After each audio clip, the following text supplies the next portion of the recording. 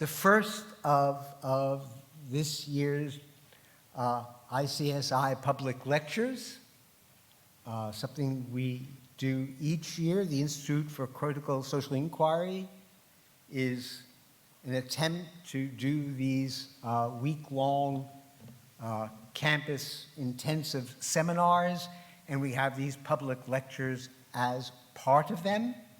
My name is Jay Bernstein. I am both in the faculty of the New School here and also part of the cohort of teachers teaching this year's seminars.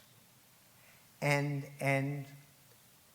I don't know if this is the first time I've had the opportunity to introduce Ann Stoler, but I think it is, which is, as some of you have already heard, odd, because we have known one another since high school.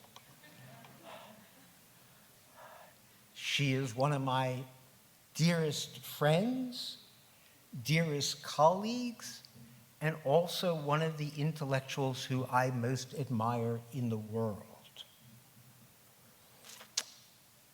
I'm not going to try to date when the discipline of anthropology entered into crisis.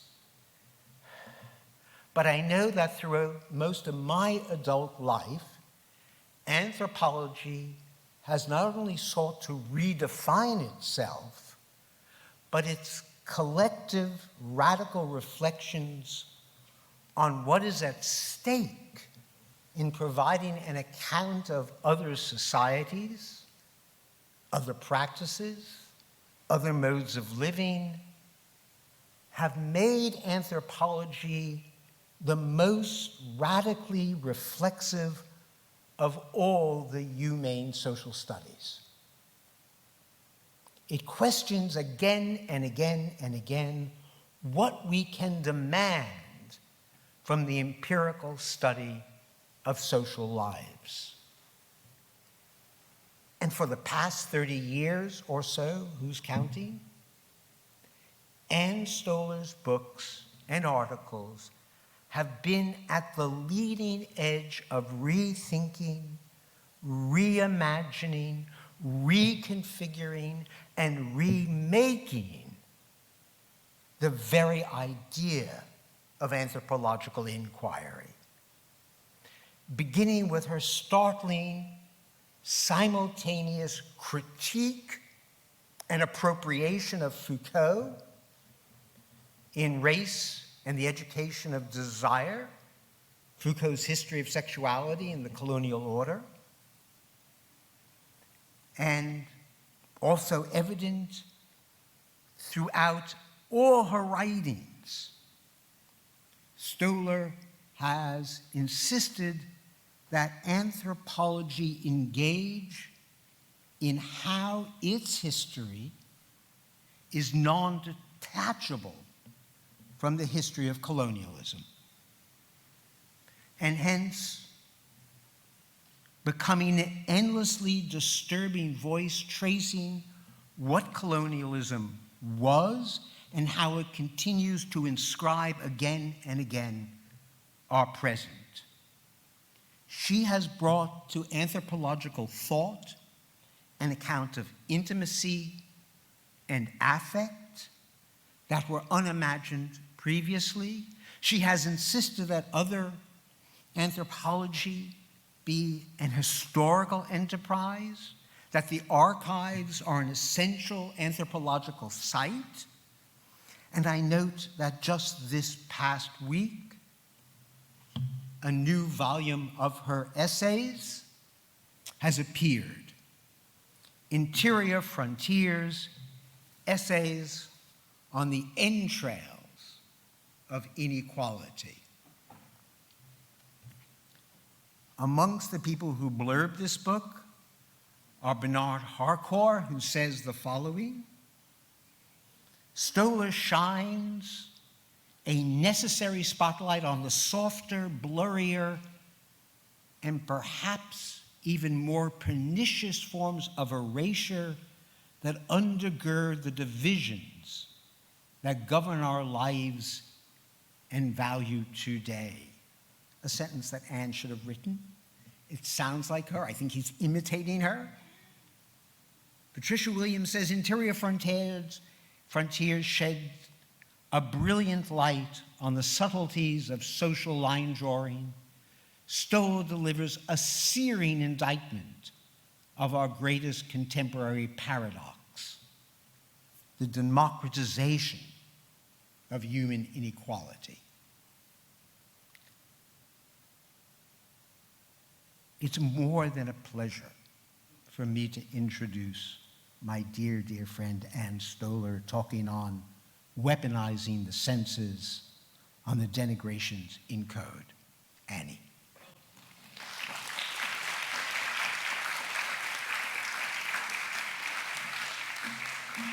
So we all know that Jay Bernstein exaggerates in every way imaginable, but that the only thing he doesn't exaggerate is that he is one of my dearest, dearest friends.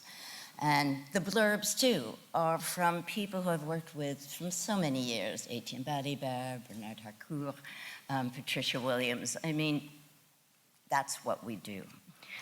So as director of the ICSI, I'm sorry we've had this room, by the way. I have to apologize.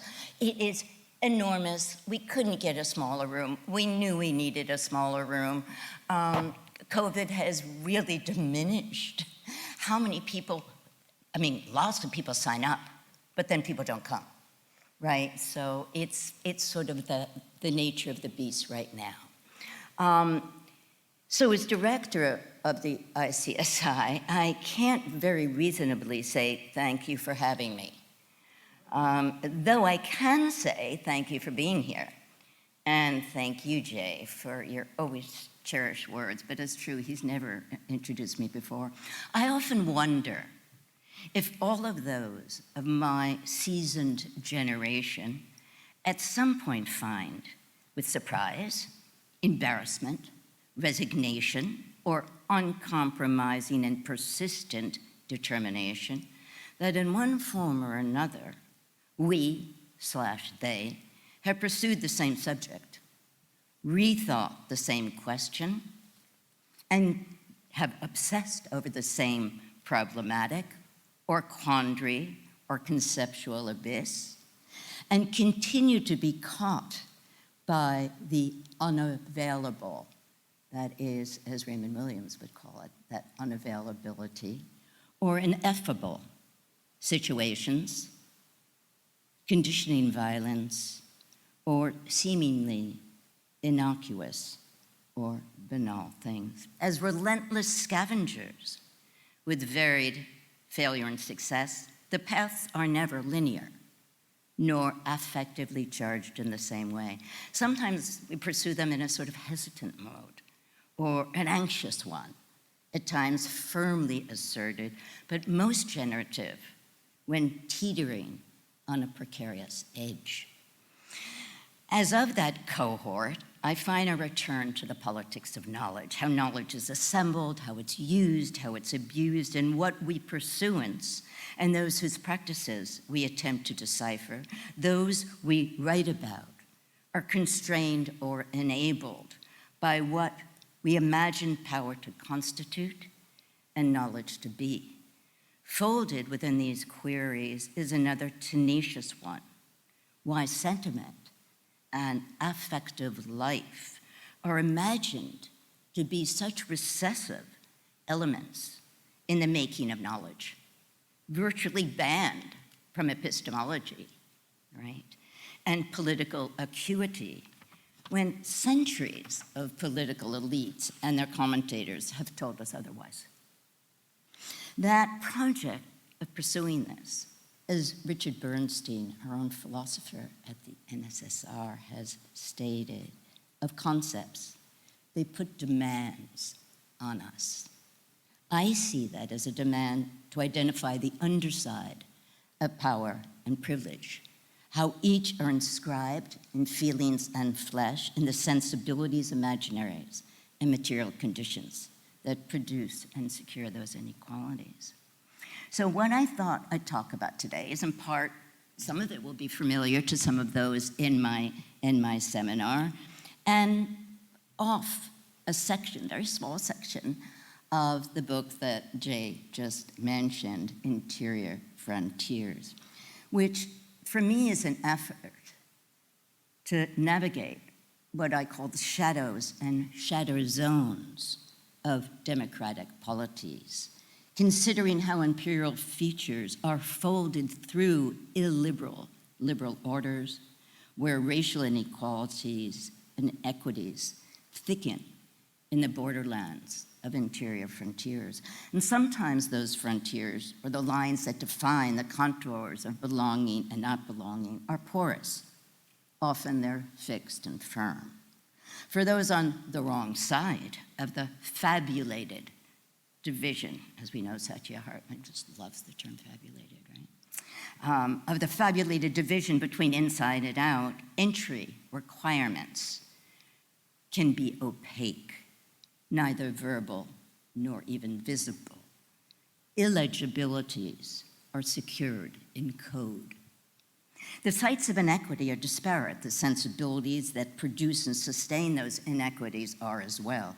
Borrowing Ralph Ellison's phrase, I look to unexpected sights and scenes that register, and I love this term, the lower frequencies of denigration. Seemingly benign sights are laid bare as toxic, eviscerating the warped criteria assigned to taste and who can have it, or in the seared lives that longing, envy, and humiliation inscribe. In so doing, this essay hews close to what are often considered the soft and what I consider the brutal violations that ascribe, distribute, and assess humankinds. In the furrows, where relations of power boldly or barely make their mark, the inscription of insolence or the appeal to rancor, the work of contempt, the production of shame and ressentiment as a source of dissension, produce the movement of relationalities there and then, here and now. Persons are ranked by those sentiments, their intensity, their effect, the proof of those ascriptions. Sentiments are at once minutely calibrated, but without measure. And among those persons with the confidence and power to impart and ascribe feelings to subordinate others, whose subordinations are secured by those assessments, the same convoluted question always returns, as those in my seminar know. How did they think they knew what they also knew they did not? That question's probably held with me for 25, 30 years. In some form or another, not always articulated in that way. What I think of as the politicality of the senses does something else. It presses on the conditions for potential critique that affective evaluations make, embodied forms of dis-ease, discomfort, and arrogance, cultivated, activated, and named. Politicality imposes a demand on us to be attentive not only to political expression already in place, but to the animation of potentialities, of indignation, anger, bitterness, and rage in the very borderlands of inequality. The attunement is less to brazen, eruptive resentments that may easily be quelled, but to protracted, cumulative, maybe even quieter ones, to accretions that hide in accumulated mental and material rubbish, too charged and humiliating to admit to, too costly to remove. Might we treat these scenes as sites that offer what I call a diagnostic in reserve, a submetric of the fault lines of social bodies cleaved and fractured? These are the shadow zones where affect molds the very core of regimes of disparate truths.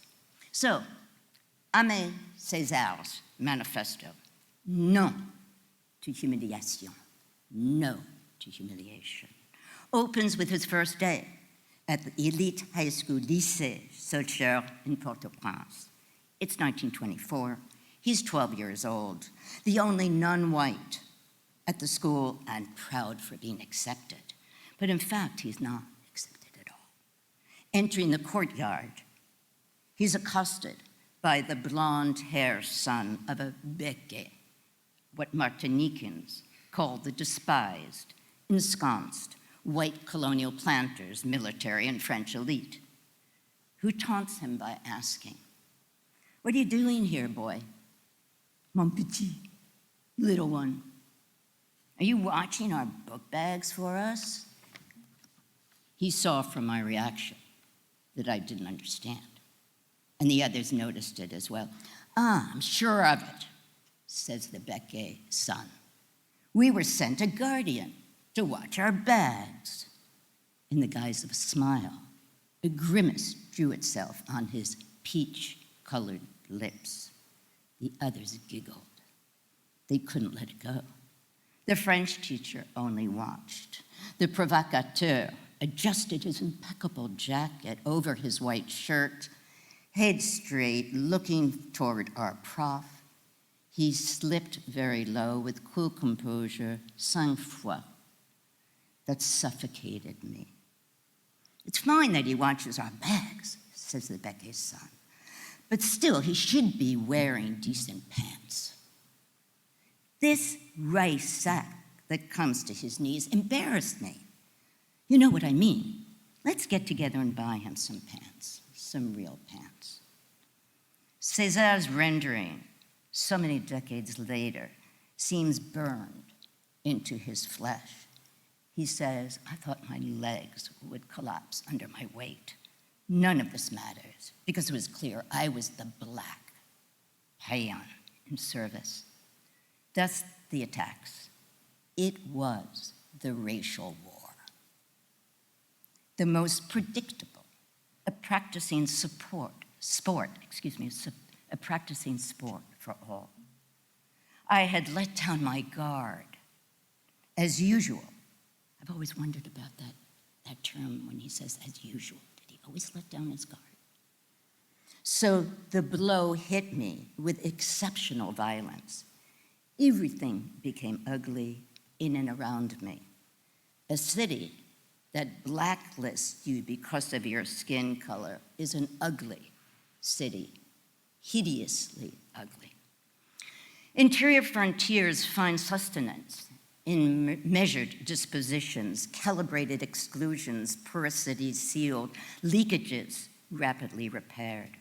Their self-appointed guardians are alert and attentive to subtle codings of what and who belongs inside and out.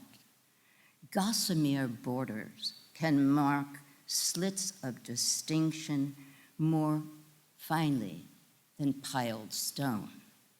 The material and unworldly are joined in the craftwork and figure its maintenance. Some of the most stringent lines of demarcation are those barely visible, barely audible derisions dressed in nondescript clothes. Hard to say how blindly or pointedly they were made and imposed. In the submetrics of inequality, little couches and asserts those inequalities more than the clusters of feeling that seem ready to gel into recognizable critique, then dissolve before leaving their mark. Little expresses and hides distinctions more than those packaged sentiments of sympathy and pity that lure good feeling as they assert unacknowledged hierarchy again. Their furtive forms may avoid the common gestures that call out intended denigration. The passages remain mixed, the care curtailed by its unctuous display and performative pose. It's where pity slipped to the edges of oblique humiliations. In Aimé César's account of his 12-year-old self, humiliation was not couched. It was a knife that eviscerated his pride and shredded his clothes. The metrics are ambiguous, but these are more than the daily, quote unquote, daily indignities that have come to be called microaggressions. There's nothing in the affective charge that is micro at all. Being hard to see does not diminish how they operate, nor reduce to a diminutive form, nor to a lesser consequential scale. They fragment the body and fix on its parts: flesh, size, sound, emissions, smell, skin, what is rendered noise, dissonant tone, speech mumbled, too loud or too soft, inappropriate volume always. This is a fantastical world of racial shadows. As James Baldwin saw, it is just another space bracketed and protected by the law. As he puts it, the evidence of things not seen, unquote. Never passing muster enough to be considered evidence at all, which is what he insists upon again and again. Within these exercise differentiations, the calibration and distribution of sentiment follow the fault lines of power, or in surges of refusal, pry open the neat divisions that place the superior on one side and the inferior on the other. Refusals to abide by racial convention may reduce the burden of the ascribed affect, but not very easily. The cipher of subordination written in code avoids the patent, but it still always finds its mark. For those dispositions valued in a racial polity are precious, esteemed indices of worth that can confer the assumptions of superiority and superior status. In excess or absence, as in too much pride or not enough, those ascriptions are wordlessly can reduce a subject or expose the underbelly of white vulnerability, fragile and more rigid in the face of the very white protocols its devoted members impose upon themselves. So might we think this iconic, brutal colonial scene, endowed with a politicality that traverses the senses? It's 1930. I don't know how many of you know Marguerite Duress's book, Seawall. It's 1930 in French Indochine, in the ultra-white, plush quarter of colonial Saigon. The account is of the renowned, acerbic French author Marguerite Duress from one of her finest autobiographical novels, made into an erotic, exotic movie several times over, Un barrage contre la Pacifique, which is sort of flattened out in English to seawall. The barrage is this barricade against the sea and against colonialism. The strikingly beautiful 17-year-old Suzanne Duress herself, as a schoolgirl, is center stage. Born in Saigon, one place Duress and her mother and brother lived, impoverished after her father's death and after her mother's failed and mad efforts to cultivate rice on a concession she was conned into buying on a worthless, flooded plain.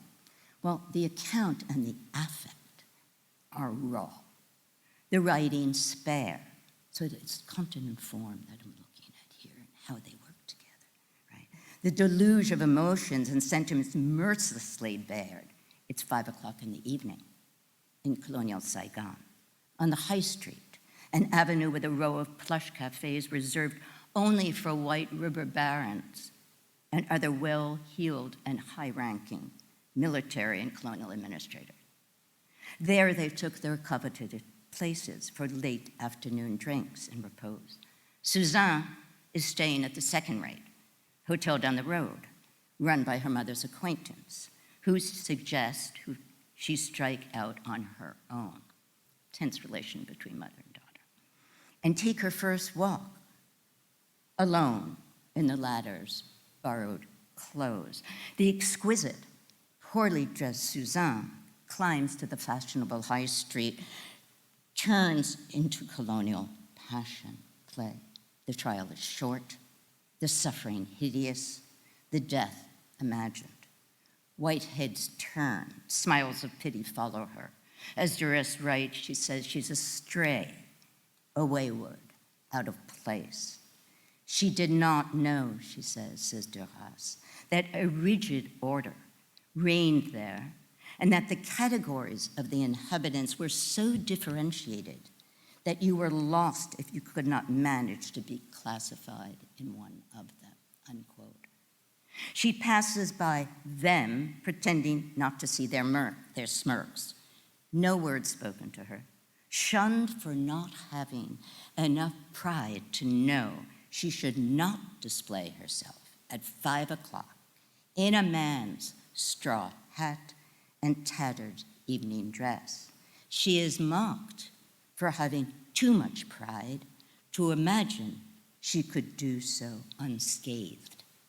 She is shameless and casts a shame on a colonial white sovereignty that is so ubiquitous it need not be named. Too much pride and not enough.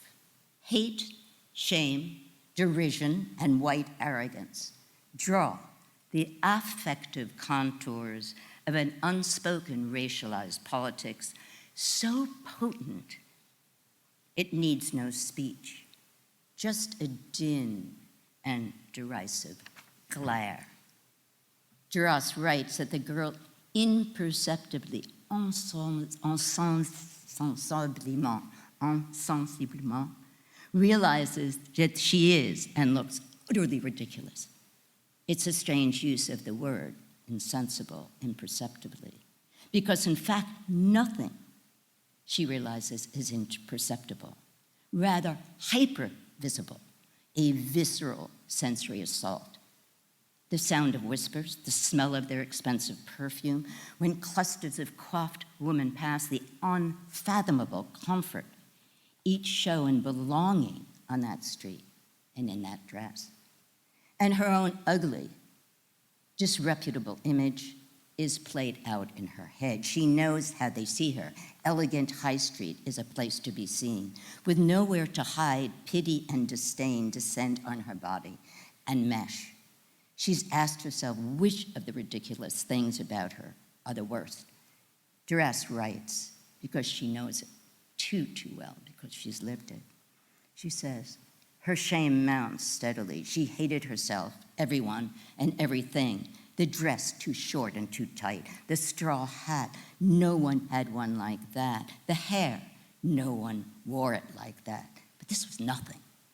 It was she who was contemptible from head to toe. Was it because of her eyes, where she cast them? Was it because of her gross arms, these pieces of trash? Her heart, an indecent animal, her legs incapable of offering support, unquote. The image is a sensory and emotional overload. She hates herself and them. She ricochets between self-loathing, their loathing, her desire to annihilate each woman and man poised on the veranda. She dares not approach. As distraction, she conjures a theatrical, stupendous scene of her death. She imagines herself gently dying, stretched out in the gutter for them to see. White arrogance produces a toxic mix, an unequal contest of racial etiquette, defied, displaced, and displayed. And what was this image and imaginary of Suzanne's that so offended the senses? Contempt is the ultimate future, the one that comments upon and orders all the rest. But contempt is not a steady state that stays where it belongs. If it is a way of contesting relative rankings. There is no contest here. Why would these obscenely rich colonial thieves even bother to be contemptuous of her? Right? I mean, what's the point? Why bother? She doesn't even rank a category. Duress tells us that she doesn't even make it into their lowest rank of all. Susan is in contempt of the racial order, herself the very infraction of the racial law. Contemptibility travels. It adheres to the one on whom it falls, who is claimed to elicit it. But being in contempt of someone else risks sullying the one who makes the accusation. Spoken or not, ancillary senses of disgust and contamination adhere. Silent contempt and derision of poor whites are the marrow of colonial racial orders. Duress and her family knew that order too well. They were the petits colons, les petits blancs, the small, right? Small whites. The white trash.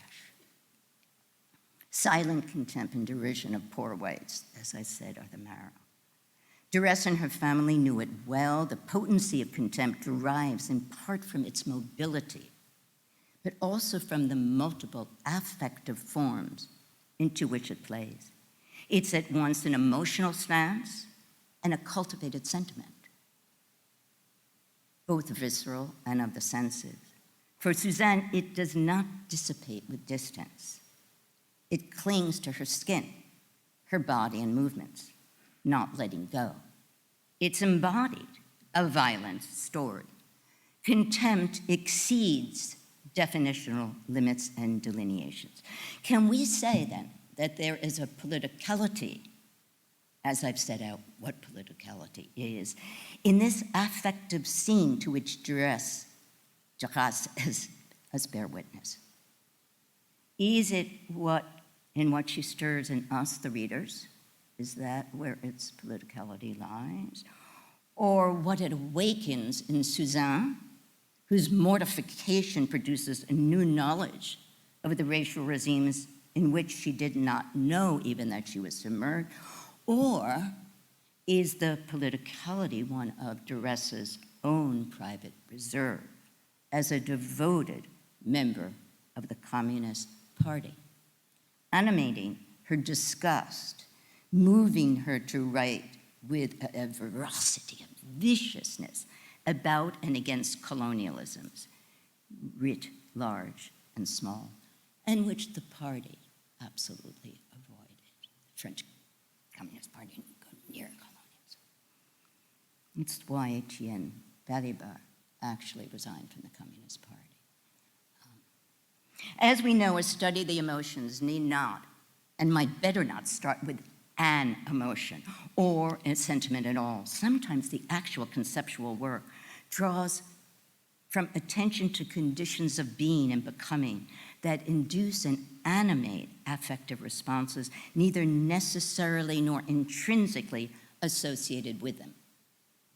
I think of the concept of duress, which I've written a book on, it's a title, which I've described elsewhere as a pressure exerted, a troubled condition born in the body, a force exercised on muscles and mind that either may bear no immediately visible sign, right, or manifest in a weakened constitution, attenuated capacity to bear its weight, when one is stripped of the wherewithal to have acted differently or better. The politicality of duress resides where despair, indignation, rage, and exhaustion meet, on the borderlands where one's wherewithal is stretched, with little room for resolve or repair. Or you might think to how invocations of breathing, suffocation, and oxygen have insisted on joining the material, the affective, and metaphoric idioms of racial injustice and the unequal distribution of racial violence, an unbreathable air today. Eric Garner's killing by a police officer in Staten Island, July 2014, has become the iconic context, right, of racial injustice in the US, not because it was exceptional at all, right, but precisely because it was egregiously not. Repeating 11 times, "I can't breathe," Eric Garner was officially declared dead by suffocation. The affective power of suffocation and racism to animate political fury has a deep, deep racial history. It infused the work of Aimé Césaire and Frantz Fanon as well, reminding us that those associations are not new. César's retelling of the striking racial confrontation with the privileged white boys was an assault, but it was not what took his breath away. His capacity to breathe was cut off by the unquestioned entitlement of a Becquet's son to degrade him with utter sang-froid, with absolutely no conscience at all, with cold-blooded sang-blood, foi, cold, composure, with the surety of his inalienable right to do so. The only response was the silent applause of the jeering student chorus. But the scene is not confined to a still shot in time.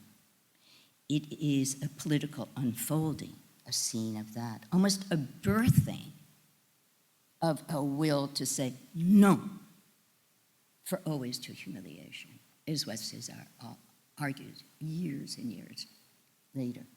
Humiliation is the term he calls on to capture the colonial scene of racial power, but it hardly stands alone. Interior frontiers are ceded to, challenged, fortified, with every interaction, pride blasted by shame, shame by fury, embarrassment for himself, but also for his blonde classmates, for stooping so low to initiate such a stupid set of racist acts.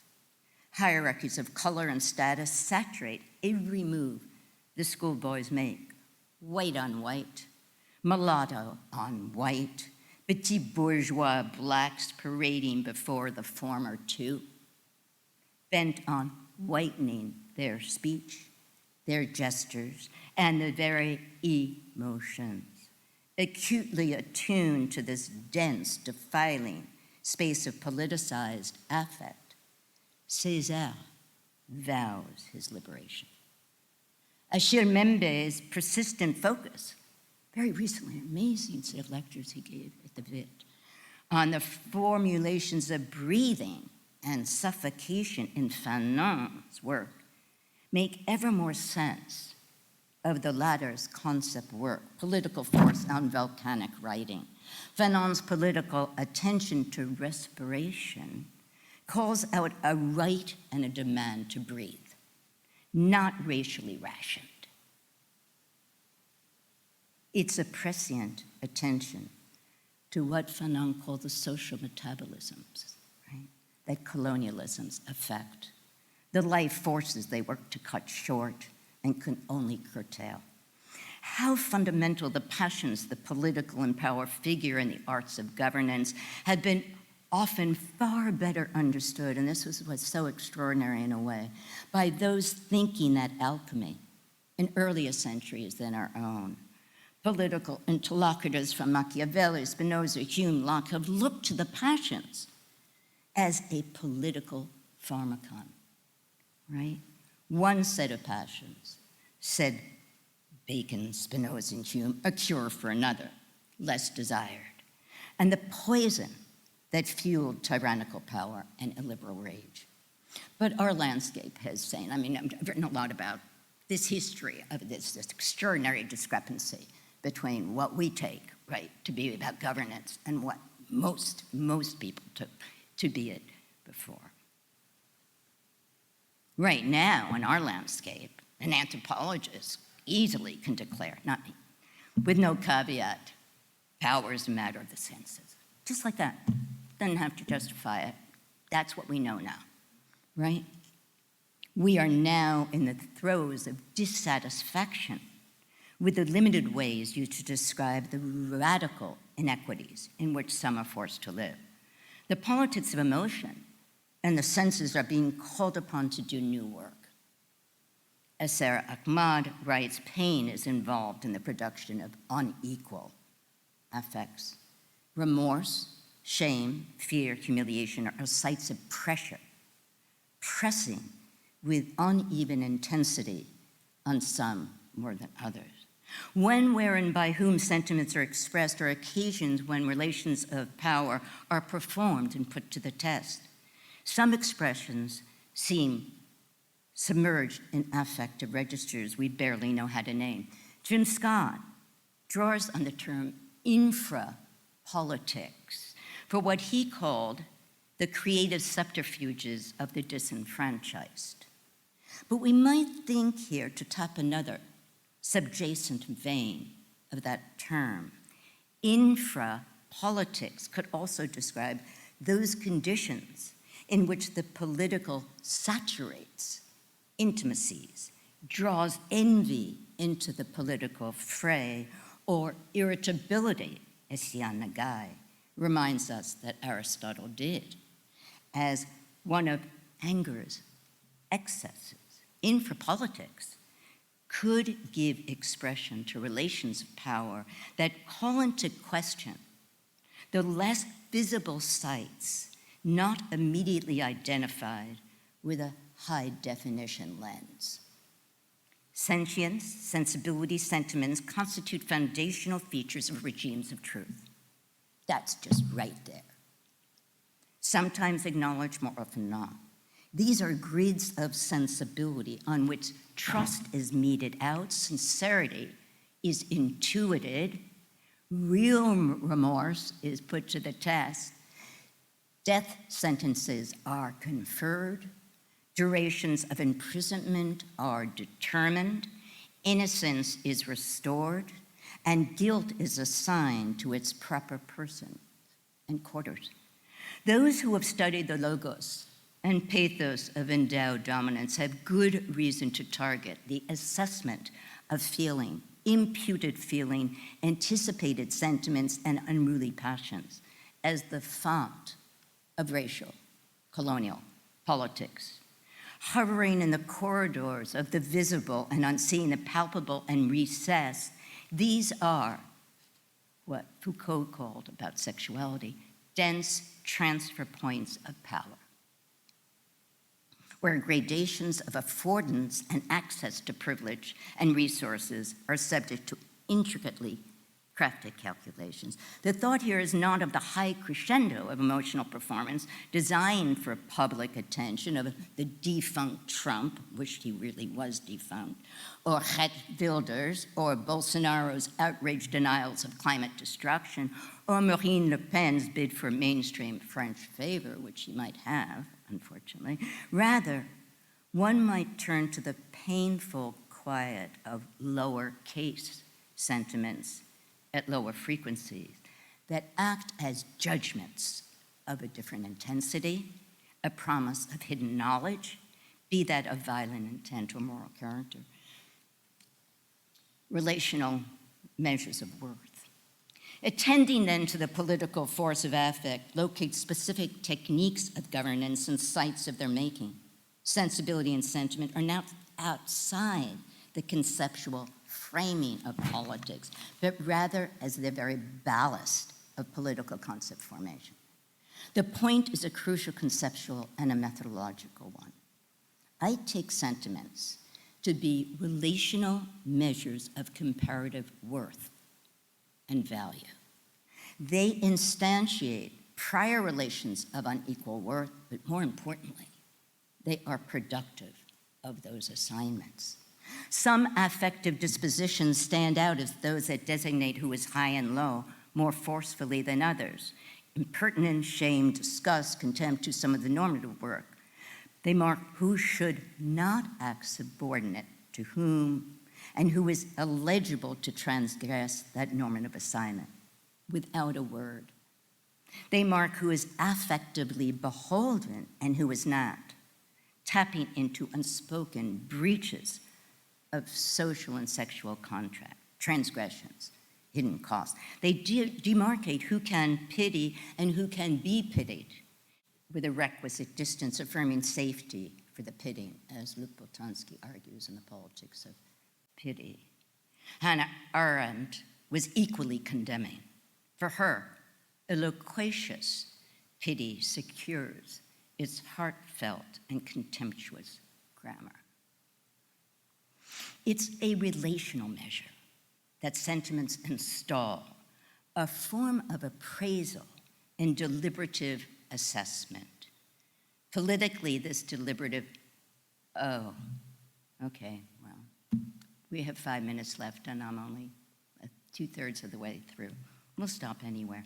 Politically, this deliberative feature is key to where one stands in relation to others, to the deserved or undeserved, with which one is treated, looked at, touched, physically avoided, spoken to, regarded, and in turn assessed.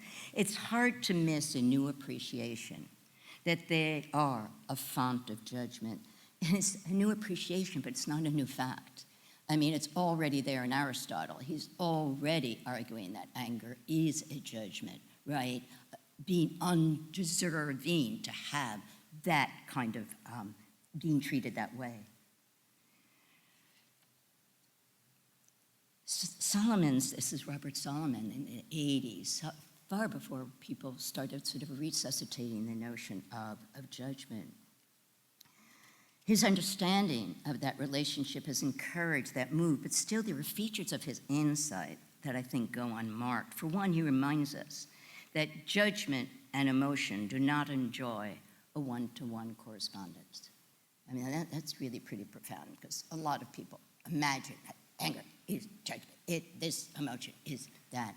He sets it out quite differently. Two emotions are not as often assumed the effect of prior judgments. That's usually the way it's considered, that the emotion is after, right? The judgment. Though it may be sometimes, rather, the enactment of an emotion is an assessment in itself. It is the very fact of feeling shame, envy, or rage where the judgment is inscribed. The distinction is crucial to how we might consider what feelings do. Such a treatment gives something like jealousy more than the status of a mean-spirited, petty reaction. Rather than banishing jealousy as a poor source of reliable information left to women, it might assume an informational status with political valence. Jealousy says much more than it's often granted. It emerges as that on the cusp of a right denied, what I call the quiver of a claim. Jealousy becomes a diagnostic of things we are not supposed to long for because all things being equal, those of the same class are assumed to have similar access to what they want. Again, in the dark borderlands of desire and deprivations. Might we not consider emotions as emphatic or incipient assertions of much more than information? Might they be considered rather as an evaluative veridiction, verdicts in formation? This is not the claim that the emotional outburst tells the truth of the self, nor does it embrace the Freudian understanding that the most repressed emotion is the real and has the ultimate truth-telling properties and truth-exposing function. Nor does a veridiction in formation imply indictment or enclosure. Rather, it is to argue that emotion may be a veridiction about the very terms of a relationship of power, about the lower recesses of subordination, a testing ground of sorts, with almost a juridical inflection. There are 6 more pages. I won't go there. I overused my time, and thank you all.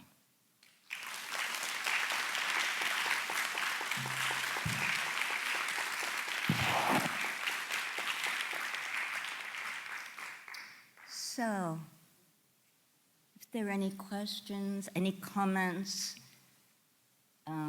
they're welcome. If they're not, that's absolutely fine too. I know people are utterly exhausted after those many of you who have been here since 9 o'clock this morning. So, you know, no one will be humiliated, embarrassed if you don't ask questions. I appreciate how unbelievably attentive and really brilliant you all have been, who have been part of the ICSI so far. There is a question. Somewhere? What? Oh, I said it all. Thank you, Saskia. Thank you, Saskia. Well, you know, these are subjects I've been working on for some 35 years, right? Teaching on for some 20 years. Really trying to, and the seminars the last 2 days have even pushed it further.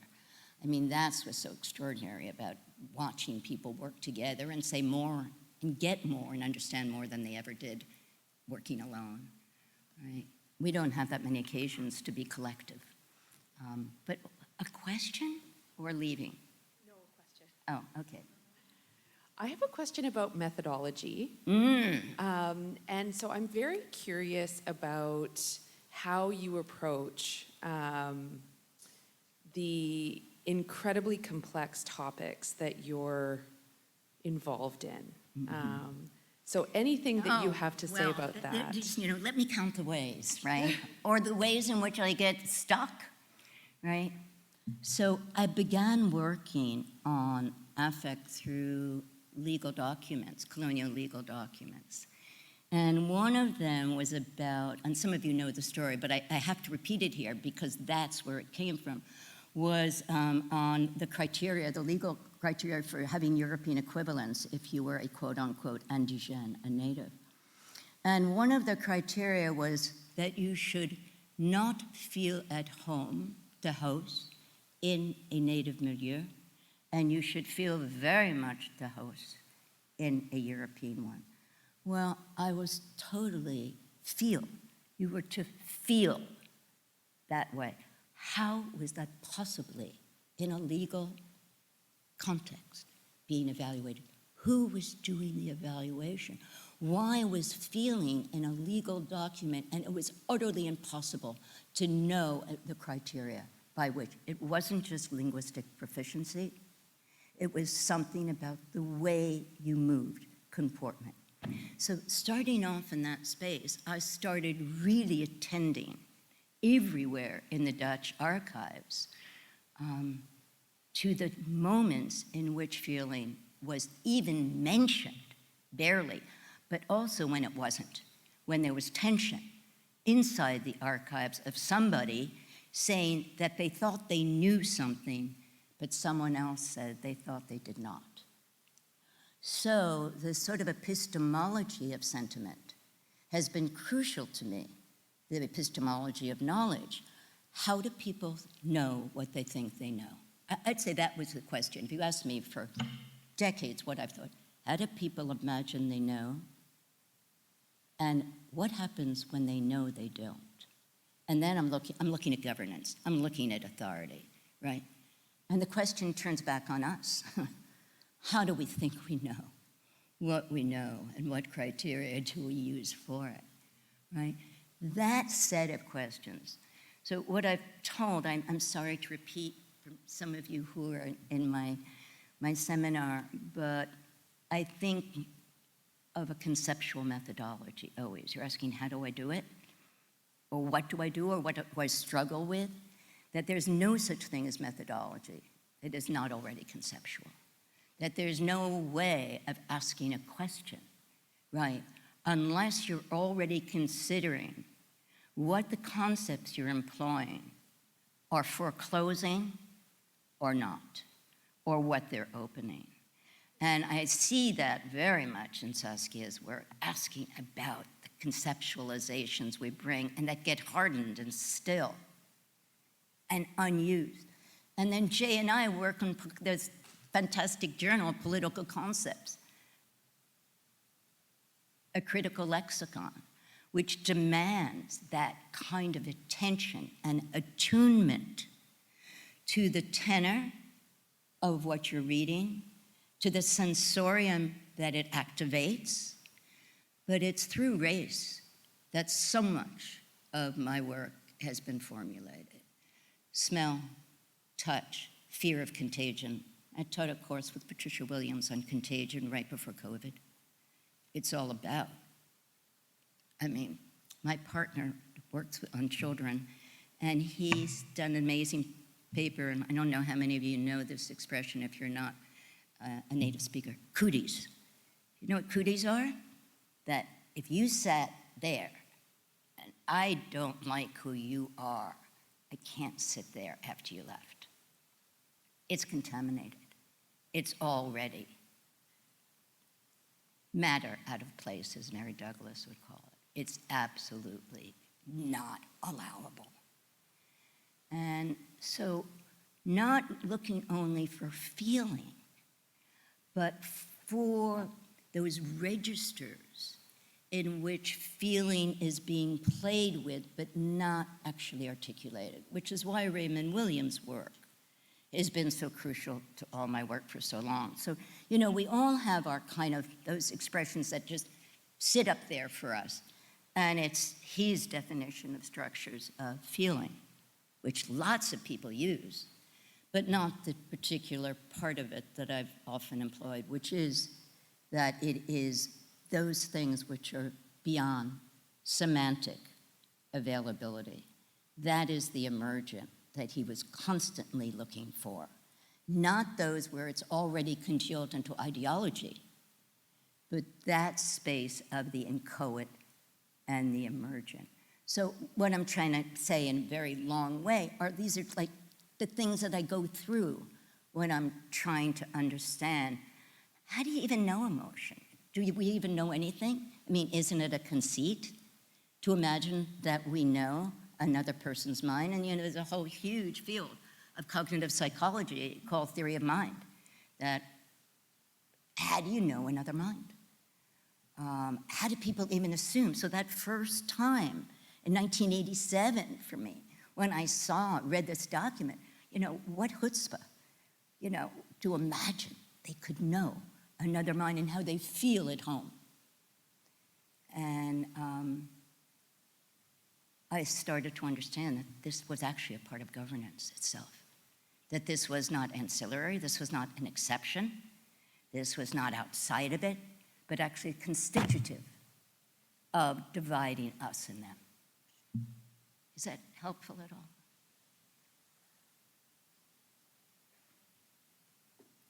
Hello, Claire.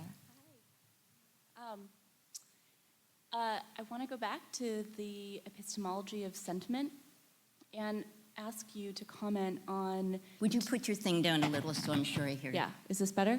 A little, yeah. Oh, okay. I would love for you to comment on a little bit more on the epistemology of sentiment. So the two anecdotes that you gave of others, I read those, both of those are memories from a past time. The feeling of humiliation and shame and contempt that gets cycled in the body. And in Duress, she wrote The Lover much later. It was one of her last books, right? Right. And so she's... Yeah, this book was pretty early. Okay. This was one of her early books. This was, what, 50? Yeah, something 51, like that. yeah. But she's drawing from the memory of the body. She's reactivating her Absolutely. body to remember the shame and or Absolutely. humiliation as a tool, as an epistemic tool to know oneself. And I'm wondering if you could talk a little bit about how you think emotions are recalled in the body that then become used as political tools. How do they gain politicality? How are they rendered not only on the surfaces that Ahmed talks about, but internal to external? Like, by what means do they become discursive practices? By what means do they become epistemic tools? And how do they arrive in the body? How are they extracted from the body? And how is that a practice of the self that necessarily must... Well, that's re-invoking a feeling of shame that was a memory. How is that an epistemic tool? Yeah, thank you. I don't know if I can answer it, but I think it has to do with the way it's inscribed in the body. I mean, everything about Aimé César's memory is of the body, of this caving of the body, this almost retching, this suffocation. I find that, and Fanon turning to suffocation, of not being able to breathe, not having enough oxygen to breathe. And it feels like we say it all the time. We're doing work on the flesh, and right. I'm not sure we've gotten to the places of why that becomes not just a memory, right, but an activated space of politicality. That's what I'm interested in, is what kind of potential it inscribes. So it can't, we were talking about this today in the seminar. Humiliation, every single time I've been humiliated, I remember. You can be shamed and then let it go, and you feel you were shamed because you did it, you shouldn't have, you aren't a good girl or boy. But humiliation is really, really hard to forget when you've been humiliated. It is so hard to forget, whether it's when you were 6 or when you were my age, yesterday. But the dynamic of it changes enormously, that which humiliated me then and that which humiliates me now. But I think that something about the issues of what indignation comes out of, right? I didn't give you the stuff on Carolyn Steedman that we're reading in a seminar tomorrow on Landscape for a Good One. Everything's embodied. But not only embodied, it's what is on her body is what she remembers most, of the weave of a skirt that doesn't flow enough because it was cheap. And all she wanted to do and had a longing for was that. But why did she remember that, right, from when she was a little girl? And then she's writing as an historian, right, in her late 40s. And it's that is absolutely imprinted. The clothing on her body, the touch. There's a beautiful expression used.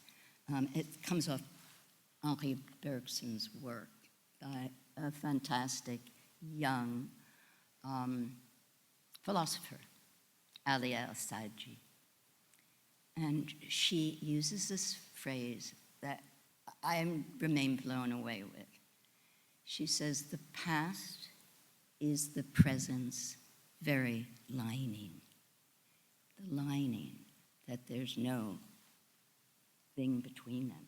The past is the present's lining. She doesn't go very far with the metaphor. It's a conceptual metaphor. It's very powerful. Because as we know, linings don't always hold to the outside of the fabric. They billow in the wind. They're made often of a cheaper material than what's on the outside, which is the wool or the tweed or whatever. But that lining, the notion that this past could be let go of, is not even possible. Not even, because it's not the passé composé. It's not, as in French, the past which is over, which is what? The finite past. It's the past imperfect, which goes on.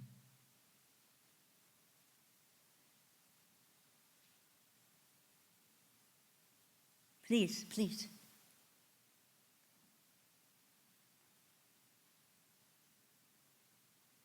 Hello, so thank you. This was really great and extremely interesting. I was really drawn in and taken by the examples that you had. Can you talk a tiny bit louder or closer to the? Sure, I'm sorry.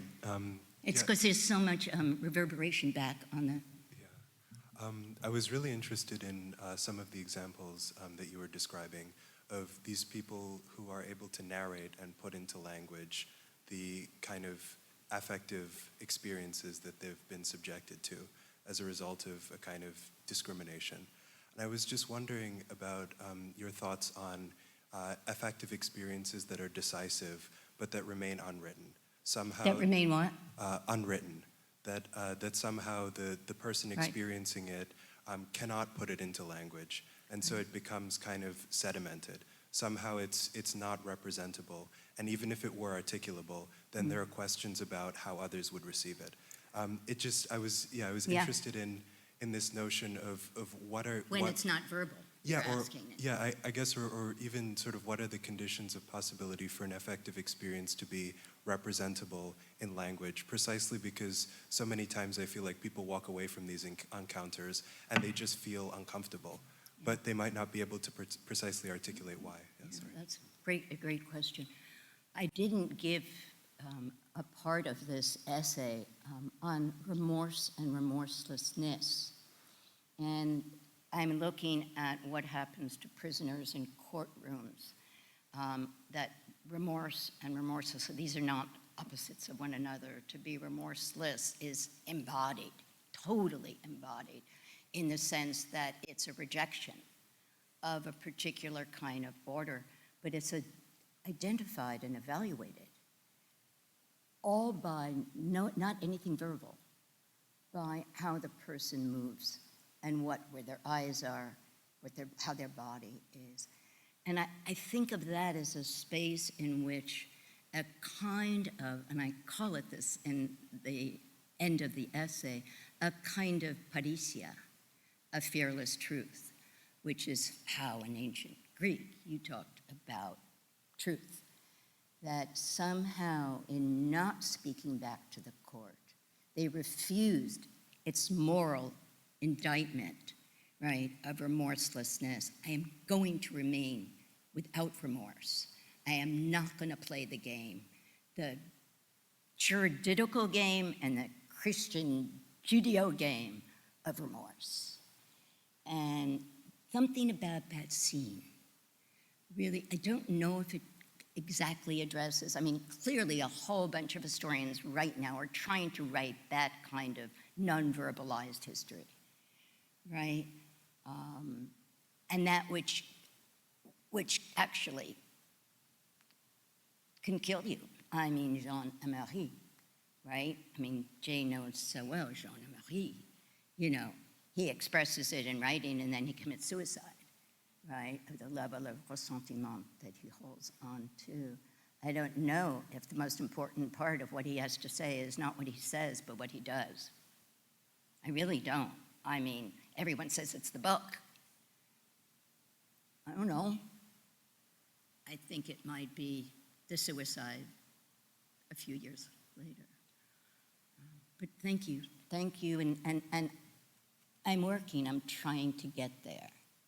And that's why I kept talking about the gestural comportment and not just the verbal, and that the denigrations are not verbal, that there's so many other forms they take, right?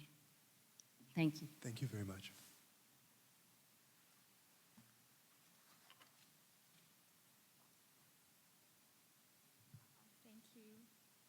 Thank you, Professor Stoller. You have to talk really loud with your mask on, I'm cool. sorry. Cool. So can you hear me now? Yes, Yeah, very good. well. So I have a thought and a question. So I have a thought that is inspired by your lecture. So when I was walking here today, because I was not wearing a bra, I felt like everybody was looking at me and like judging me.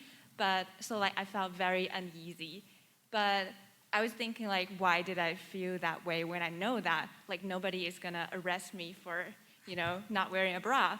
But yeah, so like the power that controls my body is not the police or gun, but like, I don't know how to put it, but like the power relationship of patriarchy is like in my feelings. In your body. Yes, in my body. Absolutely. Yes, I was also thinking like the temporality of humiliation. Maybe humiliation does not just like happen in certain moments. That's exactly right. That's exactly what we were talking about today. Thank you. You're absolutely right. We were talking about that humiliation has a totally different temporality than shame. That there is a much, much more, and we don't talk enough about temporality when we talk about sentiments. The reason that I'm thinking of it is because I just taught a graduate seminar on the grammars of time. And the affect kept coming into it all over the place, right? Waiting, what that does. Boredom, Heidegger's boredom, oh my God, right? What that sense and that temporality of boredom. But I think you're absolutely right that humiliation has a much longer durée, right? I don't know if it ever goes away. I don't know if it ever really goes away. I don't know. Maybe it does, but I'm not sure that you not wearing a bra was a humiliation or a premonition that you could be humiliated by someone pointing out or looking at you funny. So I think that there is a kind of forward, fearful quality in humiliation. And all I do to try to control things so I will not be exposed to a humiliating gaze. Right? Thank you. Yeah, that's very well put. And I also have a question about. Oh, I thought that was a question, sorry. Oh, that is a question. Another question about also like methodology. So like how is like research on affect different from the perspectives of like psychiatry or like psychoanalysis? Perspective of what? Psychiatry or Oh. psychoanalysis, something like that. Oh, I'm not well, sure I I'm- mean, it's a huge field, but it's a field in which it's affliction, it's pathologized. It's so many, as in remorselessness, it's in the DSM. It's in the DSM. Those of you who know what the DSM is, that's the classification of diseases and pathologies. It's right there. It's right there as, you're sick if you're remorseless in our society, right? I mean, that's extraordinary. And the treatment in a lot of psychology, I just think is so vapid because it refuses the political in every way. It refuses it, personalizes it, it individualizes it. It doesn't, so a beautiful book by Jackie Orr. Do people know The Panic Diaries? And it's about bringing those two together, right? The way in which psychiatry, panic, take some, Valium, take some Ativan. And panic as a state of our society, right? Which Virilio argues in The Administration of Fear, right? Not that it's individual, but that panic fever is part of what we create within a certain kind of polity. So that work needs to be pushed up against one another in a productive way, not just a rejecting kind of way, but I'm still in a rejection kind of way. So maybe just half of a question or none, or go home and get some air. Thank you for being here. Thank you for sharing it with me.